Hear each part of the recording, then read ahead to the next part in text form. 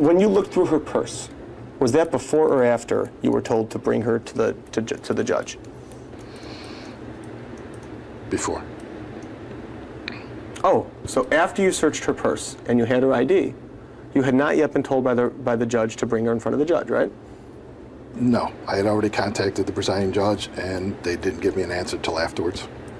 Okay, but right before you searched her purse, you told her that if she gives you her ID, you'll let her go. Do you remember that?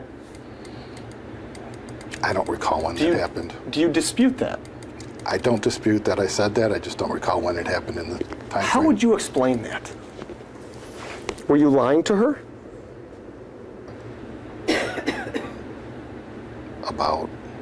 If you were not yet told by the judge, if I understand your testimony correctly, until you were told to bring her in front of Judge Peter Felice, you were willing to let her go if she showed you ID, right? Correct. Okay. What I'm asking you is, when you looked through her purse and saw her ID, your testimony before was by then the judge had already told you to bring her in front of Judge Peter Felice, right? I don't recall exact time frame on that. Okay, well, it's very, very important for us to know this, because what I'm trying to figure out is why you had to bring her in front of the judge. And your testimony was that you were ordered to, right? Okay, so what I'm trying to figure out here is, this escalated, didn't it? Correct. We started with, show me your ID and I'll let you go. Correct. And it ended with, even if you show me your ID, I'm taking you to the judge, right? At that point, it was out of my hands, yes. It was out of your hands because you were already instructed to bring her to the judge, right? Yes. What I'm asking you is, after receiving that instruction to bring her to the judge, that option for her to just show you ID and walk away was no longer on the table, right? The circular logic has even become confusing for Milazzo. Even with his supposed lack of memory, he isn't able to convincingly pass this off as a mistake. Correct. Okay. When you looked through her purse and saw her ID, was that option still on the table, that she could just show you ID and leave? I don't recall. Well, it had to have been after, right?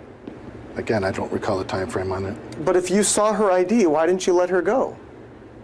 Was it out of your hands already? I had already made the call to the presiding judge, yes. Were you instructed? You said they called you back. They did call me back. Right. But before they called you back, you were ready to let her go, but just by showing you ID, right? Yes. Okay. So before they made that call back, all she had to do was show you ID and be on her way, right? It was a short time frame. I don't recall. Yeah. Yeah. So when you told her, just show us ID and you'll be on your way, were you lying to her? No. Okay, so every time that you told her, just show her your ID and you'll be on your way, you were being truthful, right? Yes. Okay. And obviously, every time you said that to her, it was before you were instructed to bring her to the judge, right? I don't recall. Well, would you have said that after being instructed to bring her to the judge? Would you have given her the option to just show you ID and be on her way after being instructed to bring her to the judge? No. Okay.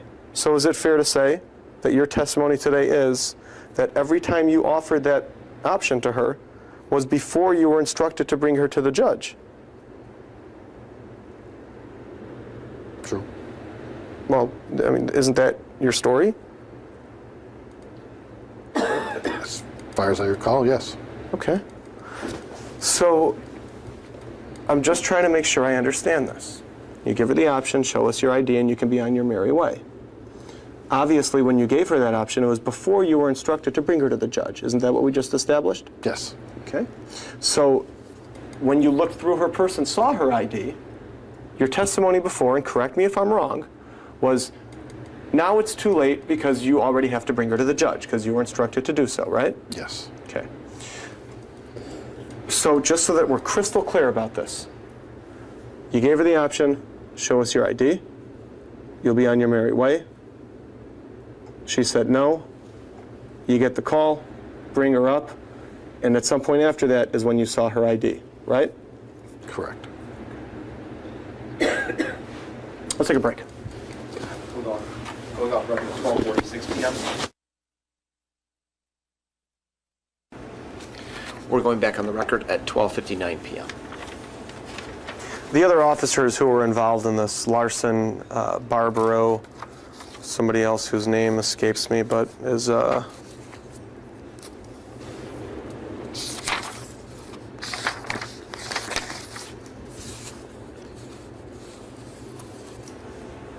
Dorociak, D-O-R-O-C-I-A-K. They're all your subordinates, right? Yes. They have to listen to you. Yes. If they would have at some point said, we shouldn't do this, I'm not going to listen to you, they probably would have been disciplined. Yes. Okay. Do you take responsibility for their involvement in this? Yes. Okay. Now, did anybody else touch the camera from the time you took it away from Ms. Berquist to the time the SD card was given to the judge? No. Only you? Yes. At any time that you offered Ms. Berquist the option of showing you ID and being on her way, that was before you were instructed to bring her to the judge, correct? Correct. And by the time you had already looked at her ID and saw who she was, by then it was too late and you had already been instructed to bring her to the judge, correct? Correct. Milazzo isn't sure how to answer. So far, the lawyer has been able to twist his words to make them sound as incriminating as possible. Because if that's not the case, if you had not been instructed, you would have let her be on her merry way, right? After seeing her ID.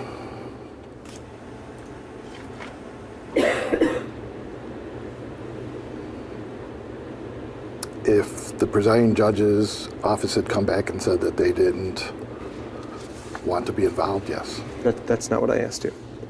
I asked you before they told you that you should bring them, that you should bring her up. Before that, if you would have seen her ID, you would have let her be on her merry way, right? At some point in there before I contacted the presiding judge, yes. There's two different things I'm focusing on. There's when you contacted Judge Degelsky's clerk, and there's when you got a call back telling you to bring her to Judge Felice, right? Or was it the same phone call? I don't recall. I believe I called them. I called my supervisors. My supervisors instructed me to call the presiding judge's office. Presiding judge's office, I believe they told me Jagelsky was out and they would get back to me. So at that point, I couldn't do anything. Which supervisors did you call?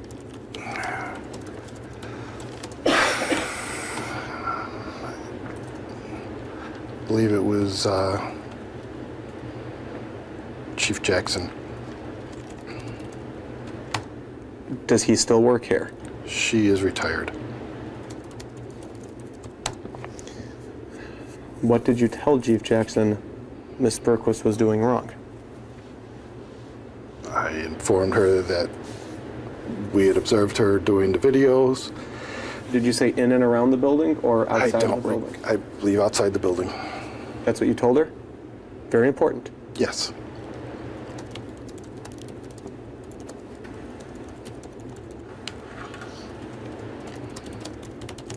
And even though you told Chief Jackson that Ms. Berquist was observed recording outside of the building, she still instructed you to keep her in custody and bring her to the judge. She instructed me to contact the presiding judge to see what they wanted to do about it.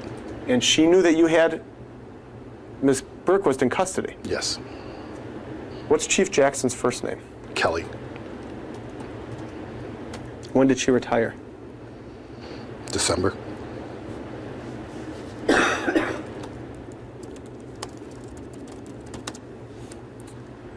(2018) Yes.